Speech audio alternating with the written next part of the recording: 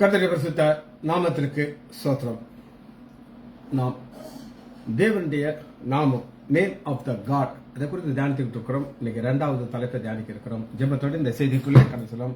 கர்த்தர் நாமம் என் புகலிடமே, கருத்தோடு துதித்திடுவேன். கர்த்தர் நாமம் என் புகலிடமே, கருத்தோடு துதித்திடுவேன்.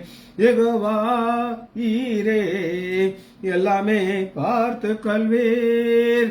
யெகோவா ஈரே, எல்லாமே பார்த்து கொள்வீர்.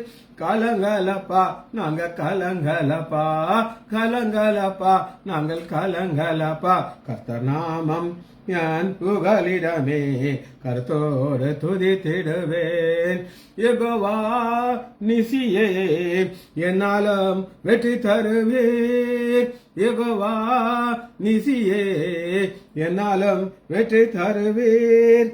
ஸ்தோத்திரமே அப்பா, சோஸ்திரமே, சோஸ்திரமே அப்பா, சோஸ்திரமே. கர்த்தர் நாமம் யான் புகலிடமே, கருத்தோடு துதித்திடுவேன். யெகோவா ராஃபா, சுகம் தரும் தெய்வமே. யெகோவா ராஃபா, சுகம் தரும் தெய்வமே. கலங்கலப்பா நாங்க கலங்கலப்பா, கலங்கலப்பா நாங்க கலங்கலப்பா. கர்த்தர் நாமம் யான் புகலிடமே, கருத்தோடு துதித்திடுவேன். யெகோவா ரூஃபா, எங்கள் நல்ல மேய்ப்பரே.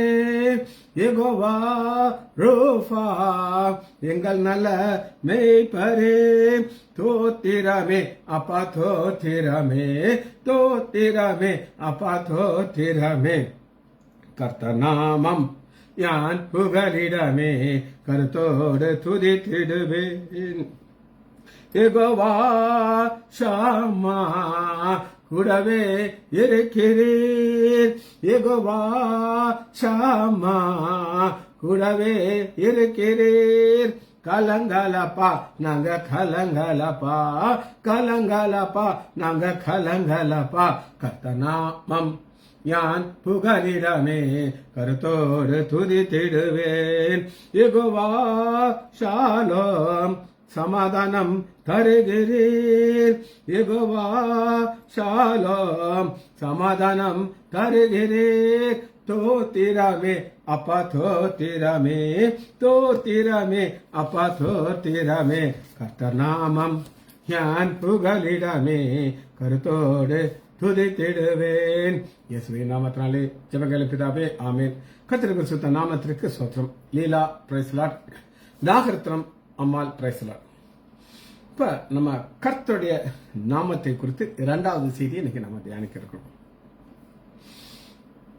கடைசியாக, அதாவது முதல் செய்தி நம்ம என்ன பார்த்தோம் அப்படின்னு கேட்டீங்கன்னா, தேவன் தன்னுடைய நாமத்தை வெளிப்படுத்துகிறார். எப்படி வெளிப்படுத்துகிறார்? யாருக்கு வெளிப்படுத்துகிறார்? ஒரு காலத்துல வாழ்ந்த மக்களுக்கு தன்னுடைய நாமத்தை வெளிப்படுத்துகிறார். எப்படி வெளிப்படுத்துகிறார் அப்படின்னு கேட்டீங்கன்னா, ஆபிரகாமுக்கு தன்னை சர்வ வல்லவர் நாமத்தில் வெளிப்படுத்தினார். சர்வ வல்லவர். இந்த சர்வ வல்லவர்ங்கிறதுக்கு அர்த்தம் என்ன அப்படின்னு கேட்டீங்கன்னா, எல்லா வல்லமையும் உடையவர். எல் ஷடாய், நான் சொல்லிக் கொடுத்தேன். எல் ஷடாய். ஆபிரகாமுக்கு என்ன வல்லமை தேவை அப்படின்னா, அவனை பெருக்கணும், எக்ஸ்பான்ஷன். ஒரு பெரிய ஜாதிக்கு உன்னை தகப்பனாக நான் உண்டாக்குவேன் அப்படின்ட்டார், செய்தார். அது முதலாக நம்ம பார்த்தது. அடுத்து நம்ம இன்னைக்கு பார்க்க இருக்கிறது என்ன அப்படின்னு கேட்டீங்கன்னா, யாத்ராகமம் 3வது அதிகாரம் 14வது வசனத்தை தியானிக்கிறோம். மோசேக்கு தன்னை எப்படி வெளிப்படுத்துகிறார் அப்படின்னு கேட்டோம்னா, அதற்கு தேவன் இருக்கிறவராக இருக்கிறேன் என்று மோசேயிடம் சொல்லி, இருக்கிறேன் என்பவர் என்னை உங்களிடத்தில் அனுப்பினார் என்று இஸ்ரேல் புத்திரருக்கு சொல்வாயாக. சரி, இது மிக மிக ஆழமான ஸ்டடி. இதுல இருக்கிறவராகவே இருக்கிறேன் அப்படின்னா அதுக்கு என்ன அர்த்தம்னு கேட்டீங்கன்னா, எக்ஸிஸ்டன்ஸ் அப்படின்னா காலங்கள் காலங்களுக்குள் அடங்க முடியாது. காலங்களுக்குள் அடங்க முடியும். நாம் நமக்கு பாஸ்ட் ஒரு காலம் இருக்கு, பிரசன்ட் ஒரு காலம் இருக்கு. ஆனா நம்முடைய காலம் முடிந்துவிடும்.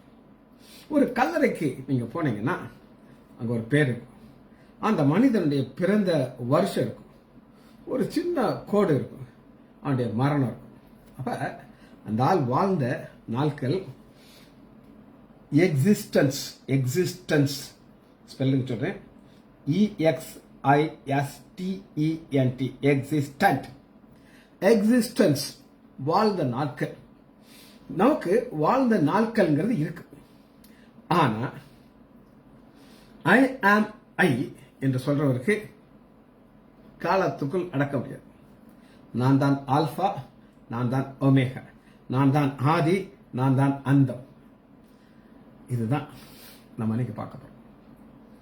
இப்படிப்பட்ட ஒரு நபர் தன்னை இப்படிதான் ஆண்டவர் மோசேக்கு வெளிப்படுத்துகிறார்.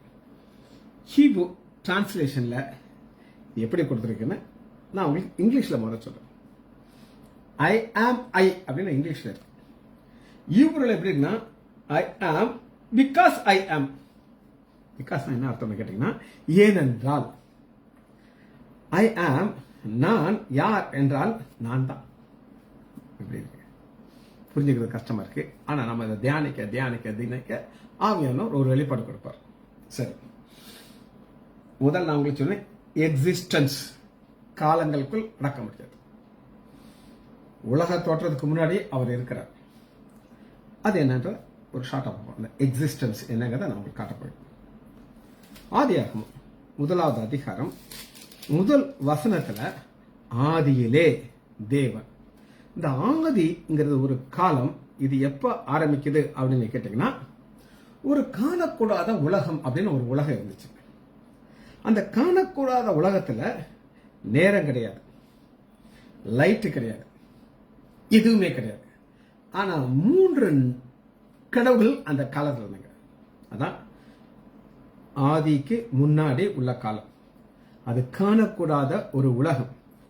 இந்த காணக்கூடாத உலகத்துல பிதாவாகிய தேவன் இருந்தார், குமாரனாகிய இயேசு கிறிஸ்து இருந்தார், நம்முடைய பரிசுத்த ஆவியானவர், 3 பேர் இருந்தாங்க. அவங்க என்ன செய்தாங்க அப்படின்னு கேட்டீங்கன்னா, ஆதியாகமம் 1வது அதிகாரம் 1 வசனத்துல ஒரு காணக்கூடிய உலகத்தை உண்டு பண்ணுகிறார். காணக்கூடாத கடவுள் காணக்கூடிய ஒரு உலகத்தை ஆதியாகமம் 1:1 உண்டாக்குறார். 1:1 உண்டாக்கி இந்த காணக்கூடிய உலகத்துல இருக்கிற மக்களுக்கு, தனது சாயல உண்டு பண்ணின மக்களுக்கு தன்னை வெளிப்படுத்துகிறார். எப்படி வெளிப்படுத்தினார்? ஆபிரகாமுக்கு நான் சர்வ வல்லவர் அப்படின்னு காட்டினார். இந்த காணக்கூடிய உலகம் ஒரு நாள் ஃபுல்லா அழிஞ்சிடும். அழிஞ்சிட்டு புதிய வானம் புதிய பொம்மை ஒரு உண்டாக்க போகிறோம். சரி, இப்ப நல்லா சொல்றேன், கேட்டுக்கோங்க. காணக்கூடாத உலகத்துல இருந்த கடவுள் காணக்கூடிய உலகத்தை உண்டு பண்ணிட்டு இப்ப யாத்ராகமம் 3வது அதிகாரம் 14வது வசனத்துல 2வது குறிப்பை நான் உங்களுக்கு சொல்ல போகிறேன். Independent and absolute. இண்டிபெண்டன்ட் அப்படின்னா என்னன்னா, அவர் தானாகவே இயங்குகிறார். அவருக்கு எந்த உதவியும் தேவையில்லை. இப்ப நமக்கு எல்லாருடைய உதவிகளும் தேவை. இங்க ஜானகி அம்மான்னு ஒரு அம்மா இருக்காங்க, லீலா அம்மா அப்படி ஒரு அம்மா இருக்காங்க. லீலா அம்மாக்கும் ஜானகி அம்மாவுக்கும் நிறைய வித்தியாசம் இருக்கு. லீலா அம்மா வேலை செய்ய முடியாத வயசுக்கு வந்துருச்சு. தன் மகன், மருமகள் இவர்கள் டிபெண்ட் பண்ணிட்டு இருக்கு. ஒவ்வொரு நேரம் சாப்பாட்டுக்கும் அவங்களுக்கு எதிர்பார்த்து கொண்டிருக்கும். இது டிபெண்ட். எனக்கு எவ்வளவோ பெரிய தயவு தேவை. எல்லாருடைய தயவு இருந்தா தான் நான் என் வாழ்க்கையை ஓட்ட முடியும். ஆனா ஆண்டவருடைய அவர் இண்டிபெண்டன்ட். தான் தான். ஐ ஆம் ஐ, நான் தான். எனக்கு யாரும் தேவையில்லை. அவருக்கு ஆலோசனை செய்யல யாரும் தேவையில்லை. அது எல்லாமே அவருடைய தன் இச்சையாக அவர் செய்ய வல்லமை உள்ளவர். இத நீங்க புரிந்து கொள்வதற்கு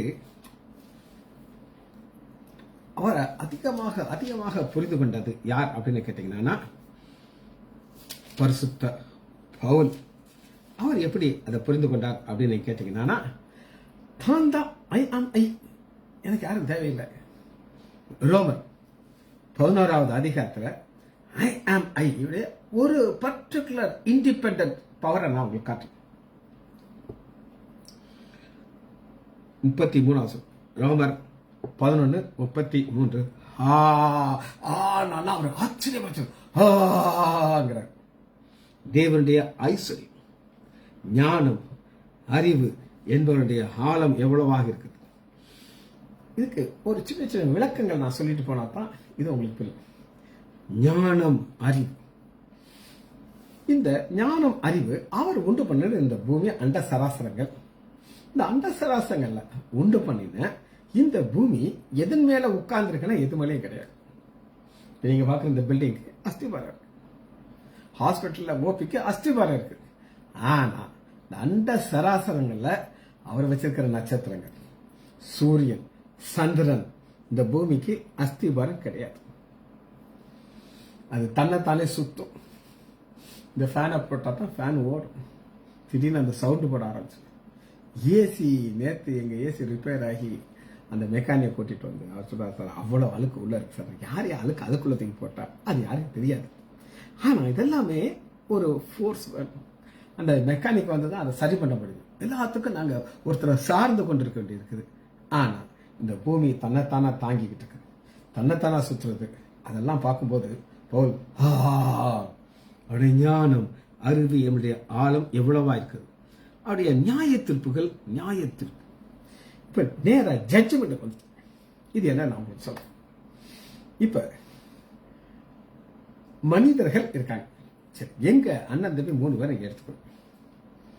அண்ணன் எனக்கு, என் தம்பிக்கு யாருக்காவது ஒரு சாயல் இருக்கா சொல்லுங்க. முக சாயல் கிடையாது, கேரக்டர். ஒவ்வொருத்தருடைய ஒரு என்ன சொல்றது சிந்தைகள், ஆசைகள் வேற வேற வேற மாதிரி. அதே நேரத்தில் ஒரு சாயலையும் கொடுத்துருவார்.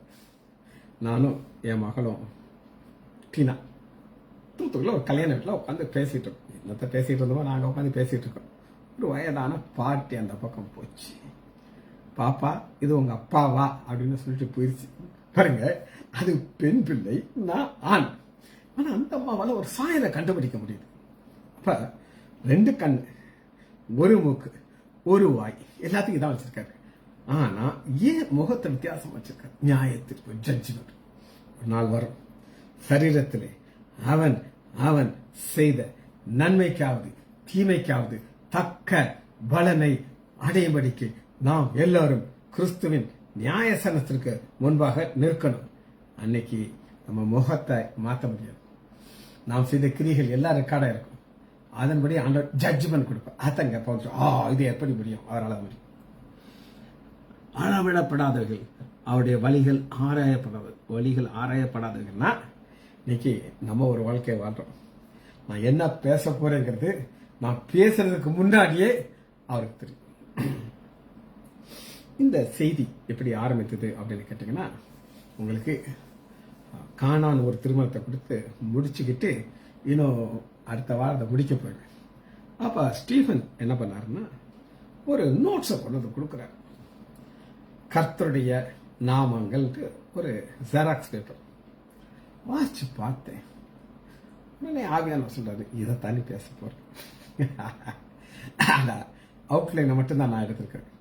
ஆனா பல காரியங்கள் எனக்கு ஆவியானவர் என்ன சொல்றாரோ அதை நான் எழுதியிருக்கேன். ஸ்டீஃபன் சொன்னேன், ஸ்டீஃபன் அதை வாசிங்க, நீங்க ஒரு செய்தி போடுங்க, அது உங்களுக்கு வித்தியாசமா இருக்கு. நான் சொல்றது வர அது வராது, ஆனா பேஸ் ஒரே தான் இருக்கும். இதுதான் வழிகள். இது உங்களுக்கு தேவையில்லை. ஏன்னா நீங்க செய்தி போட போது கேட்பீங்க, காலையில் என்ன சொன்னே மறந்துருப்பீங்க. அதான் கர்த்தருடைய சிந்தையை அறிந்தவன் யார்? ரோமர் 11:34. அவருக்கு ஆலோசனைக்காரனாய் இருக்கிறவன் யார்? ஆலோசனைக்காரன். இன்னைக்கு கிளம்புறதுக்கு முன்னாடி ஒரு சர்ஜரி, ரொம்ப சின்ன சர்ஜரி. ஒரு ராடு காலில் போட்டிருக்கும். அது ஒரு தின் வயர், கே வயர்னு சொல்லுவோம். அந்த வயர் எடுக்கணும். நான் நினைச்சேன் இப்படி போயிட்டு இப்படி வந்துடுவேன் நினைச்சிட்டு தான் உள்ள போனேன். ஆனா அது உள்ள போய் பல வருஷங்கள் ஆயிடுச்சு. அது இறுகி போயிடுச்சு. நான் அண்ணன் பையன் 2 பேரும் பண்ண ஆரம்பிக்கிறோம். எனக்கு உள்ள கொஞ்சம் பிபி கூடுது. ஐயோ மெசேஜ் இருக்கே இங்கே உட்காந்து வர மாட்டேங்குது. ஆனால் ஏற்ற நேரத்தில் படார்னு வெளியே வந்துருச்சு. வந்ததோ இல்லையோ ஒரு 4 பேசிட்டு இருக்காங்க, பார்த்துட்டு நாங்கள் வந்துட்டோம். இது என்ன அப்படின்னு நீங்கள் கேட்டிங்கன்னா, அவருக்கு ஆலோசனை கண். அந்த நேரத்தில் சர்ஜரி பண்ணும்போது ஒரு கஷ்டம் இருக்குது. ஆவியானவர் இருக்குது, இப்படி பண்ணு அப்படி பண்ணு இப்படி பண்ணுங்கிறார். அப்படி பண்ண அது வெளியே வந்துருச்சு. ஆலோசனை எனக்கு தேவையாக இருக்குது. ஆனால் அவருக்கு யாருமே தேவையில்லை. அவருக்கு ஒன்றை கொடுக்கத்தக்கவன் யார்? சகலமும் அவராலும் அவர் மூலமாகும் அவருக்கு. இதுதான் நம்ம பார்க்குற இண்டிபெண்டன்ட் அல்லது அப்சல்யூட் ஒன். இது இப்படிப்பட்ட ஒருத்தர் ஐ ஆம் அப்படிங்கிற ஒரு பரலோகத்தில் இருக்கிறார். இவர் என்ன செய்கிறார் அப்படின்னு கேட்டீங்கன்னா, ஒரு ரிலேஷன்ஷிப், உறவு. இப்போ இங்கே நான் என்னால் லீலாவை பார்க்க முடியுது, நாகார்த்தனமாவை பார்க்க முடியுது, பாலசுந்தரியை பார்க்க முடியுது, ஜானகியம்மா, இவ்வளவு பேரும் இங்கே இருக்காங்க. ஆனால் எவ்வளவு பேர் என்னோட கனெக்ட் ஆகிருக்காங்க. கனெக்ட் என்ன அப்படின்னு கேட்டிங்கன்னா, நான் சொல்கிற வார்த்தைகளை ஒன்றொன்னா புரிந்துக்கிட்டோம். இன்னைக்கு ஒரு தம்பி சொன்னார், சார் மெசேஜ் போட்டு இந்த ஆன் பண்ணிட்டு உட்காருவேன், அதுக்குள்ளே சரி அந்த ஒரு வேலை இருக்குது அதை முடிச்சுட்டு வந்துடுவேன், நான் போயிடுவேன். உண்மையை சொன்னான் அந்த தம்பி. வேலை இருக்கு, அதை முடிச்சுட்டு வர்றதுக்குள்ள நீங்களும் முடிச்சிருவீங்க, நானும் கிளம்பிடுவேன். அவர் கனெக்ட் ஆகவே மாட்டார். வருவார், போட்டுருவார், போயிடுவார். அது ஏன் பிரச்சனையே கிடையாது. ஆனால் இங்கே நான் பார்க்குறேன் ரிலேஷன்ஷிப் வித் மேன்கைண்ட். அன்னைக்கு திருமணத்தில் போயிருக்கோம்.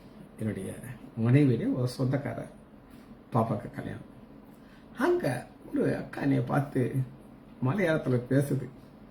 சுகுணாபாயியுடைய மருமகன் தானே, நான் உங்களுக்கு சொந்தம், ரெகுலராக உங்கள் மெசேஜை நான் பார்க்குறேன், எனக்கு நல்லா தமிழ் தெரியும் மலையாளத்தை. எனக்கு ஆச்சரியமாயிடுச்சு. இங்கே நம்ம கூட இருக்கிற பிள்ளைய பார்க்க மாட்டேங்கிறாங்க. கேரளாவுக்கு ஒரு அம்மா சொல்லுது நான் பார்க்குறேன் அப்படின்னு சொல்லுது. இது கனெக்டிங். இதை தான் பார்க்கணும். இது என்னன்னா, இந்த கனெக்ஷனில் என்ன இருக்குன்னா இன்ஃபினிட்டிவ் லவ், சொல்ல முடியாத அன்பு இருக்குது. இந்த சொல்ல முடியாத அன்பு இருக்கிறதுனால என்னை குறித்த ஒரு திட்டம் வச்சிருக்கிறார். அந்த திட்டத்தில் அவர் ஒன்றா டிக் பண்ணிட்டு போய்கிட்டே இருப்பார். அதுக்கு பேர் தான் இன்ஃபினிட்டிவ் லவ். எக்ஸிஸ்டன்ட் காமிச்சு, ரெண்டாவது இண்டிபெண்டன்ட் அப்சல்யூட், மூணாவது இவர் நித்திய கடவுள், மரணம் இல்லாத ஒரு கடவுள். அவரை பார்க்க முடியாது, அவர் ஆவியா இருக்கிறார். அவர் எங்க போயிருப்பார், அதைத்தான் நம்ம பார்க்கிறோம்.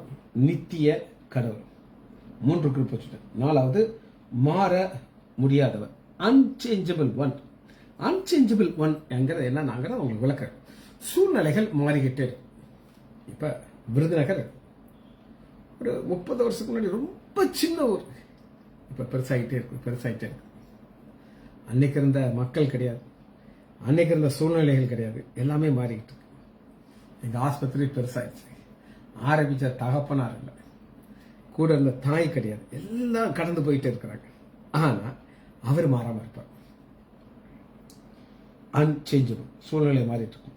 இவர் ரத்த சம்பந்தம் உள்ளவராக தன்னை வெளிப்படுத்துகிறார். ரத்த சம்பந்தம் என்னன்னு நான் சொல்றதுக்கு ஒரு வசனத்தை நம்ம பல முறை வாசிச்ச வசனம். யோவான் 8வது அதிகாரம் 58வது வசனத்துல, யோவான் 8:58 ஆண்டவர் சொல்றாரு, ஆபிரகாம் உண்டாகிறதுக்கு முன்னாடியே நான் இருக்கேன் அப்படிங்கிறார். அவங்கெல்லாம் சிரிக்கிறாங்க. 32 வயசு உள்ள ஆண்டவராக இயேசு கிறிஸ்து இன்னும் 50 வயசு ஆகலையே அப்படிங்கிறார்.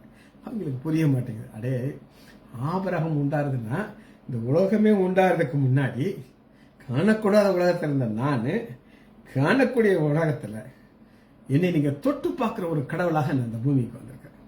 ரத்த சம்பந்தம் உள்ளவராக நான் வந்திருக்கிறேன். ஐ ஆம் அப்சல்யூட் பர்ஃபெக்ஷன். எந்த ஒரு கிரியேஷனும் இந்த வார்த்தையை சொல்ல முடியாது. ஐ ஆம் அப்சல்யூட் பர்ஃபெக்ஷன் அப்படின்னு சொல்லி. எல்லாரும் குறைகள் உள்ளவர்கள். என்னுடைய குறைகள் என்னென்ன எனக்கு தெரியும், என்னுடைய பலவீனங்கள் எனக்கு தெரியும். ஆனா கடவுளுக்கு அப்சல்யூட் பர்ஃபெக்ஷன். நீதி உள்ள தேவன், பரிசுத்தம் உள்ள தேவன், எரிச்சல் உள்ள தேவன். ஐ அம் ஜெலஸ் காட் அப்படிங்கிறார். அது நம்ம ஜெலஸ் காட். ஒரு இந்த உறவுல போய் போய் போய் ரொம்ப டீப்பா நம்ம கூட அன்பு வந்துடும். ஒரு விக்கிரகத்தை நான் அல்லது நீங்க போனீங்கன்னா கெட்ட கோபம் வந்துடும். எப்பவுமே அதுக்கு ஒரு உதாரணம் சொல்லு. 80 வயசு தாத்தா, யாருங்க தாத்தா, மனைவி பாட்டி, அது ஒரு 78 வயசு இருக்கும். இது பக்கத்து வீட்டில் ஒரு பொண்ணு வாலிபம் பண்ணுறபடி ஜொல்லு விட்டுட்டு இருந்தா பாட்டி விடாது, பிடிச்சி கெட்டாதப்பட்டு திட்டிடும். ஐயா பேத்தி வயசு அவங்க போய் ஜொல்லு விட்டுட்டு இருக்கேன் திட்டி விட்டு. அதுபோல நம்ம ஆண்டவருக்கும் ஜெலஸ், ஒரு 2 சராசரி உருவாக்கினவர், சாயல் நம்மளை உண்டு பண்ணியிருக்கிறார், நம்ம மேல ஒரு ஜெலஸ். அதுதான் அன்பினுடைய ஆழம். அடுத்து அவர் பட்சிக்கிற அக்னி, அன்பாகவே இருக்கிறார். நம்மளை அடுத்த சேதை பார்த்தீங்கன்னா கேவலம் இருக்கும். நாம் பாவி, பலவீனர், நம்மளாவே நம்ப முடியாது. ஆனா அவருக்கு என்ன ஆசைன்னா நித்தியத்துல நம்மை அவரோடு கூட வைத்து கொள்ள ஆசை. இவ்வளவு பலவீனம் இருக்குது இல்ல, நீ உன் இருதயத்தை எனக்கு தா மகனே, உன் இருதயத்தை எனக்கு தா. இந்த கடவுள் ஐ ஆம் ஐ அப்படின்னு காட்டுறாங்க. திரும்ப வசனத்தை வாசிப்போமா? யாத்திராகம் 3வது அதிகாரம் 14வது வசனத்தை நம்ம தியானித்துக் கொண்டிருக்கிறோம்.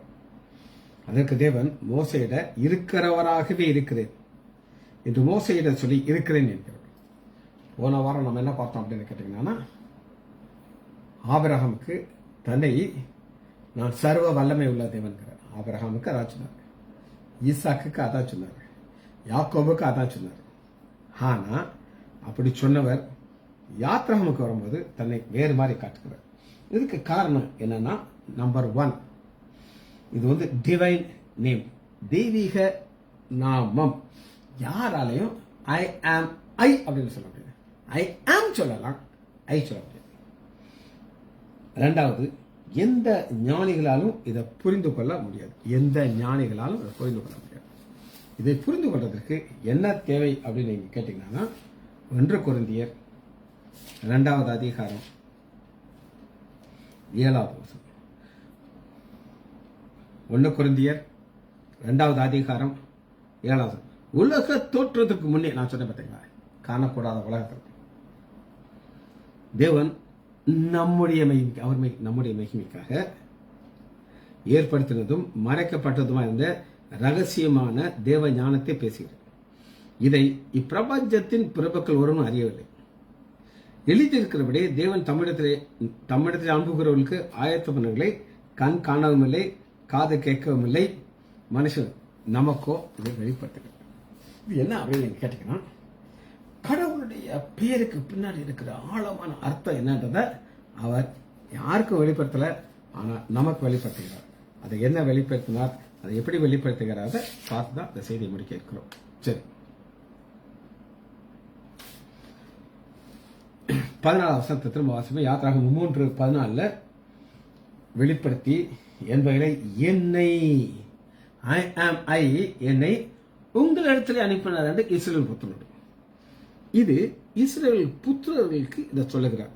சரி, மோசே ஐ ஆம் மோசே, ஐ ஆம் மோசே. நான் சொல்லுவேன் ஐ ஆம் ஸ்ரீஜித் அலெக்சாண்டர். ராஜேஷ் சொல்லுவாரு ஐ ஆம் டேனியல் ராஜேஷ் சொல்லுவார். ஆனா மோசேட்ட போய் ஐயா மோசே நீ யார் அப்படின்னு நீங்க மோசேட்ட கேட்டீங்கன்னா, மோசே என்ன சொல்லுவாருன்னா, அப்போஸ்தலர் 7வது அதிகாரம் 22வது வசனம் 7:22, மோசே எகிப்தினுடைய சகல சாஸ்திரத்தையும் கற்பிக்கப்பட்டு வாக்கினாலும் செயலினாலும் வல்லவனான். இது என்ன அப்படின்னு கேட்டீங்கன்னா, மோசே தான் டாப் ஜீனியஸ் மேன். இன்னைக்கும் எகிப்துல இருக்கிற பிரமிடை யாராலும் கட்ட முடியாது. இரும்பு கிடையாது. அது எப்படி இவ்வளவு பெரிய கல்லா ஒண்ணு மேல தூக்கி வச்சாங்க? அத்தனை சீக்கிரட் சேம்பர் வச்சிருந்தாங்க, யாராலையும் செய்ய முடியாது. அத்தனையும் கரைச்சி குடிச்ச மோசே இப்ப நீ எப்படி இருக்க? ஐயா, நான் இப்ப என் மாமனாருடைய ஆடை மேய்ச்சிக்கிட்டு இருக்கேன். ஜாடு இருக்கு, கையில ஒரு குச்சி வச்சிருக்கு. இதுதான் என்கிட்ட இருக்கு. அது போயிருச்சு. இதுதான் ஐ ஆம். நான் சுஜித் லைசான்ற டாக்டர். இப்ப எனக்கு திரும்ப லேசா மென்டல் ஆயிட்டேன்னா எல்லாம் போயிடும்.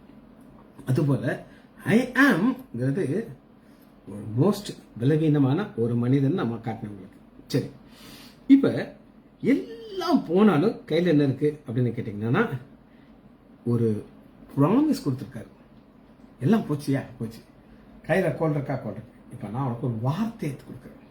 Most powerful. அது என்னுடைய நாமம். இந்த நாமத்துக்கு ஈக்குவல் அவங்க கிடையாது. அதனால இந்த நாமத்தை நீ யார்கிட்ட சொல்லணும்? இஸ்ரேல் மக்கள்கிட்ட போய் இதை சொல்லணும். இந்த இஸ்ரேல் புத்திரர்கிட்ட இவர் சொல்லுகிறார். சரி, 1 கொரிந்தியர் 10வது அதிகாரம். இப்ப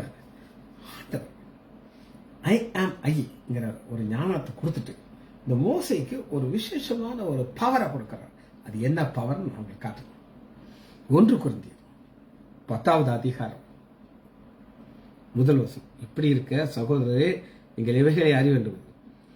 நம்முடைய பிதாக்கள் இஸ்ரேல் மக்கள், எந்த இஸ்ரேல் மக்கள்கிட்ட போய் ஐ ஆம் ஐங்கிற கடவுள் அனுப்பினார், அது அவருடைய நாமம் சொன்னாரோ, பிதாக்கள் எல்லாரும் மேகத்துக்கு கீழ் இருந்தார்கள், எல்லாரும் சமுத்திரத்தின் வழியாக நடந்தார்கள், எல்லாரும் மோசைக்குள்ளாக. நீங்க புதிய ஏற்பாடு கிறிஸ்துவுக்குள்ளாகங்கிற வார்த்தை நம்ம எபேசியர்ல பார்த்திருக்கோம் நிறைய நாள். அங்க போறது. இப்ப இந்த நாமத்தை சொல்லிட்டு என்ன சொல்லுகிறார் அப்படின்னு கேட்டீங்கன்னா, மோசே எல்லாரையும் நான் உனக்கு உள்ள கொண்டது, மோசைக்குள்ளாக எல்லாரும் ஒரே ஞானவாதத்தை பெற்றார், சமுத்திரத்தினாலே ஞானஸ்தானம் பண்ணப்பட்டார். சமுத்திரத்துல ஞானஸ்தானம் உங்களுக்கு சொல்றேன். செங்கல் 2 பிளந்துருச்சு. மோசே கம்ப நீட்டினார், திறந்துருச்சு. இப்ப மோசே நீங்க போங்கடா அப்படின்னா போக மாட்டாங்க. ஆனா அவர் என்ன செய்றாரு? ரைட் லெஃப்ட் மோசே பின்னாடியே போறாங்க. இப்ப அங்க கொடைக்கானல் இறங்கி விடுறோம். 10 நாளைக்கு முன்னாடி போயிருந்தோம். பயங்கர பனி, பயங்கர மழை. அப்ப எங்களுக்கு ஒண்ணுமே தெரியல. அந்த நேரத்துல ஆண்டவரா பார்த்து ஒரு கவர்மெண்ட் பஸ் எங்க முன்னாடி போச்சு. நான் சொன்னேன், எப்பா சத்யன் அப்படியே பஸ்ஸை ஓவர்டேக் பண்ணிடுறாரு, அப்படி இந்த ஆளை பின்னாடியே நமக்கு போயிடலான்ட்டு. அப்ப வழக்கமா இவர் பயங்கர ஓட்டு. ஆனா எங்களுக்கு எதுவுமே தெரியல. ஆனா எது தெரியுது? பஸ் தெரியுது. ஒரு 20 அடி கேப் விட்டுட்டு பைய போய்கிட்டே இருக்கு. எதுவுமே தெரியல. ஆனா அந்த பஸ் டிரைவருக்கு எல்லாம் தெரியும். ஏன்னா ஹைட்டா இருக்குது, என்னவா செஞ்சிருக்கோம். அந்த நார்மல் ஸ்பீட்ல போறாரு. ஒரு ஸ்டேஜில் இறங்கணும்னு நிஷ்டெல்லாம் பேசு. அதான் ஓட்டை கொண்டு போயாச்சு. இதுதாங்க மோசைக்குள்ளாக செங்கடல் 2 பிளந்துருச்சு. எல்லாருக்கும் அந்த ஐ ஆம் ஐங்கிற ஒரு வல்லமை உள்ளவர் இவருக்கு ஒரு பவர் கொடுக்கிறார். நீ கையை காட்டு 2 திறக்கும். இதான் மோசைக்குள்ளாக கிடைக்கிற ஒரு பவர். இதுக்கு இங்கிலீஷ்ல என்ன கொடுத்துருக்குன்னா, ever lasting certainty I will be with you. Ever லாஸ்டிங்னா எல்லாத்துக்குமே ஒரு காலங்கள் இருக்கு. நான் உங்களுக்கு சொன்னேன், நமக்கு ஒரு காலம் இருக்குது. பாஸ்ட், ப்ரெசன்ட் இருக்கு, ஃபியூச்சர்ல எவ்வளவு நாளைக்கு போகும் நமக்கு தெரியாது. ஆனா இவர் எவர் லாஸ்டிங், நித்திய பிதா எவர் லாஸ்டிங். சர்டனிட்டி உறுதி கொடுக்கிறார். மோசே, நான் எவர் லாஸ்டிங் கார், எனக்கு தெரியும் நீ என்னை நம்பி முன்னாடி போற, என்னுடைய நாமத்தோட எல்லாரும் உன் பின்னாடி வருவாங்க. அதான் certainty. I will be with you, நான் உன்னோடு கூட இருப்பேன். ஞானம், பலம், மகிமை. இது என்னன்னா ஹை லெவல் அப்படின்னு சொல்றாரு ஆத்தர். ஹை லெவல்னா என்ன அப்படின்னு கேட்டீங்கன்னா, இன்னைக்கு நம்ம ஒரு காரியத்தை பேசுவோம், அதோட முடிச்சிடும். ஆனா இதெல்லாமே உன்னதத்தில் உள்ளது. அதாவது ஐ ஆம் ஐங்கிற ஒரு பெரிய கடவுள் ஐ ஆம் சிஜித் லைசன்ற இணைக்கிறார். ஐ ஆம் ஐங்கிற ஒரு உன்னத தேவன், ஒரு பெரிய கடவுள், ஒரு யூஸ்லெஸ் ஆகிய ஐ ஆம் தன்னோட இணைக்கிறார். இதுதான் சர்டனிட்டி. இந்த நிச்சயம் இருக்கு, அதுல சந்தேகமே இல்லை. அப்ப 1 ராஜாக்கள் 18வது அதிகாரம் நமக்கு தெரிந்த காரியம் தான். ஒரு பாகால் பின்னாடி ஒரு கூட்டம் போயிட்டு இருக்கு. எலியா என்ன சொல்லுகிறார் அப்படின்னு கேட்டீங்கன்னா, 36வது வருஷம் அந்தி பலி செலுத்தும் நேரத்திலே தீர்க்கதரிசியாக எலியா வந்து, ஆபிரகாமுக்கும் ஈசாக்குக்கும் யாக்கோபுக்கும் தேவனே, என்ன சொல்றாரு பாருங்க, சர்வ வல்லவர்கிற நாமத்தை சொல்கிறார். ஏன்னா அந்த வல்லமை தேவை. வானத்திலிருந்து அக்னி வரணும், இவர் தான் கர்த்தரை வெளிப்படுத்தணும். எப்படி ஆபிரகாமுக்கு வெளிப்படுத்தினார் அதை நாமத்தை சொல்லிட்டு இஸ்ரவேலின் நீர் தேவன். ஏன் இஸ்ரவேலின் தேவன்? இந்த நாமத்தை மோசே இஸ்ரவேல் மக்கள் கொண்டு கொடுத்திருக்கார். என்றும் நான் உங்களுடைய ஊழியக்காரன் என்றும் நான் இந்த காரியங்களை உங்களுடைய வார்த்தையின்படி செய்தது இதை விளக்கப்படும். கர்த்தாவே நீர் தேவனாய கர்த்தர் என்றும் எகோவாங்கிற தேவன்கிறத இவங்கெல்லாம் நம்புறதுக்கு நீங்க தான் செய்யணும். உடனே வானத்திலிருந்து அக்னியை இறக்குனாரு. எல்லாரும் முக கூப்புற விழுந்து கர்த்தரே தெய்வம்னாரு. அந்த தண்ணியை நக்கிடுச்சு, பலியெல்லாம் காலி பண்ணிடுச்சு. ஐ ஆம் ஐ, தனி தன்மை உள்ளவர், அப்சல்யூட், நிகர் இல்லாதவர். எந்த ஒரு சிஸ்டியும் இதை சொல்ல முடியாது. ஐ ஆம் அப்படின்னு நம்முடைய கடந்த வாழ்க்கையில ஒரு பாவ வாழ்க்கை தான் நிறைய இருக்கு. ஆனா அப்படிப்பட்ட ஒரு கடந்த காலத்துல பாவ வாழ்க்கையை வாழ்ந்த ஐ ஆம் முன்னாடி வந்துடுறாரு. ஐ ஆம் ஐ. அதனாலதான் அவர் நமக்கு ஒரு கர்த்தர் நாமம், ஒரு பலத்த கோட்டை, துருவம். நம்ம அதுக்குள்ள ஓடி வந்துடும். ஐ ஆம். ஏன்னா நம்மளை பார்த்தா நமக்கே பிடிக்காது. அதனால ஐ ஆம். அவர் ஒரு சிருஷ்டிகர். நீர் என்னை நினைவு கூறுகிறேன். என் பலத்தை நீங்க அறிஞ்சிருக்கிறீங்க. என்னைய நீங்க பாதுகாக்கிறீங்க. எப்படி பாதுகாக்கிறீங்க அப்படின்னு கேட்டீங்கன்னா, ஒரு ஷீல்டு. அந்த ஷீல்டு எங்க வந்துடும் அப்படின்னு கேட்டீங்கன்னா, நமக்கு முன்னாடி வந்துடும். அந்த ஷீல்டை மட்டும் என்னென்ன காமிச்சிட்டு நான் அந்த செய்தியை முடிக்க போறேன். நீதிமொழிகள் 2வது அதிகாரம் 7வது வசனம். நீதிமொழிகள் 2:7 கடைசி வசனம். அவர் நீதிமானுக்கு என்று மெய் ஞானத்தை வைத்திருக்கிறார். மெய் ஞானம். இன்னைக்கு எத்தனையோ நாமங்கள் இருந்துச்சு. உதாரணத்துக்கு அம்மா ஜெயலலிதா தான் இருந்தாங்க. பயங்கர பவர். அம்மா செத்து போச்சு. ஒரு காலத்துல மிஸ்ஸா அப்படின்னு சட்டம் போட்ட இந்திரா காந்தி அம்மையா இருந்துச்சு. யாராவது இந்திரா காந்தி ஒளிகன்னு சொன்னா அவ்வளவுதான், மிஸ்ஸா சட்டத்தில் உங்களை உள்ளுதி போட்டாங்க.